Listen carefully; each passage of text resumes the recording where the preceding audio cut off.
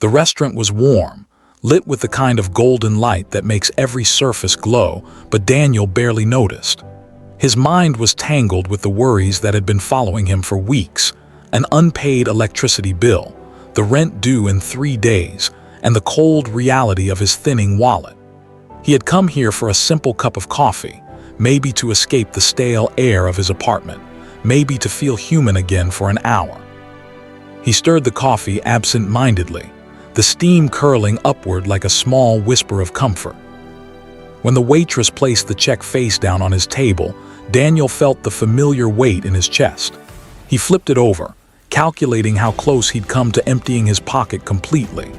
That's when a shadow fell across his table. A man, perhaps in his late 50s, with a weathered face and eyes that had seen both storms and sunshine, stood there with a gentle smile. "Mind if I take care of that for you?" the stranger asked.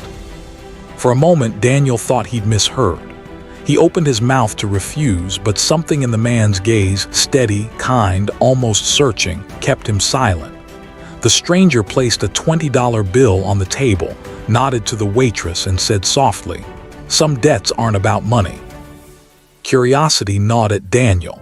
Why would you do that for someone you don't even know? The man took the seat across from him, his hands curling around a coffee mug the waitress had set down as if she'd known he would stay. "Years ago," he began, "I sat where you are now, not in this cafe, but in the same kind of trouble. I had no job, no place to stay that felt like home. I was broke and ashamed to admit it.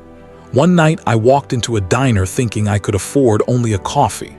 I sat there, staring at the cup, wondering how much longer I could keep going. Then an older gentleman paid my bill. He didn't know my story, but he leaned in and said, 'When you can, do the same for someone else.'"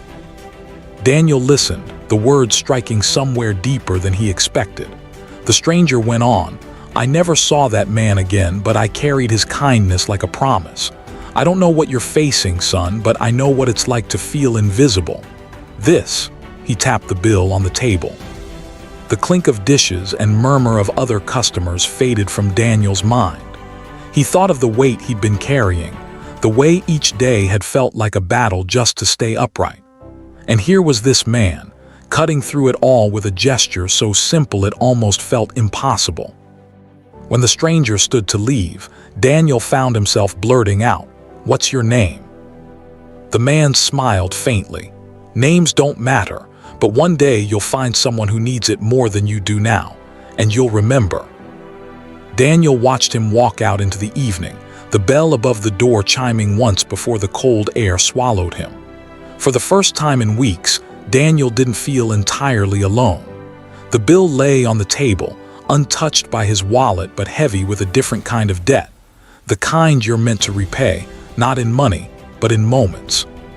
And though he didn't know when or how, Daniel knew that someday he would.